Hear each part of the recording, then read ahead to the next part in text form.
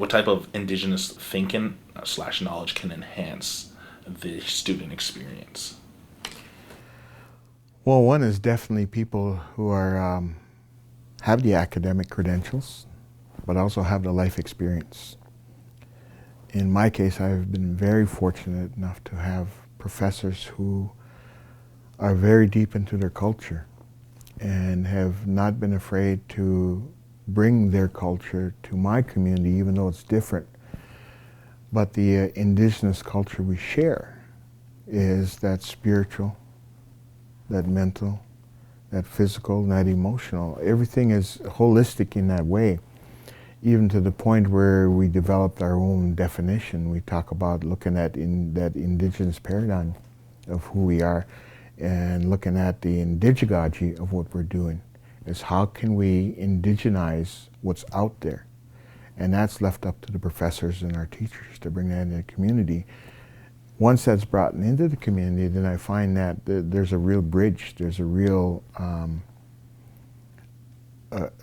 growth in the individual. I know from my experiences, when my instructors start talking about their background, then that also led me to believe that there is value in what I have, my life experience from an Indigenous person, to the instructors who came to my community.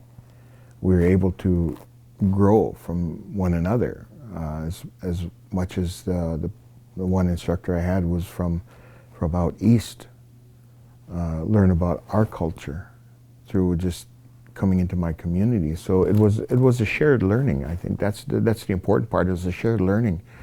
And if you open up to that as an instructor, I know some professors that spent years going to universities and college and become very academic.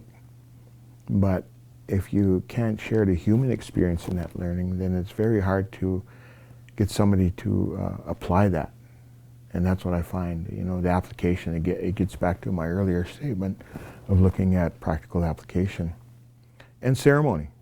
I find that we're open to doing ceremony, and we're encouraged to do ceremony in our way of opening up every day, not just opening into books and getting into the academic part of it, but getting ourselves into a nice place.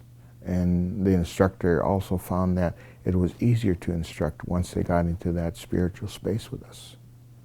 So there's a lot that can be done in the idea of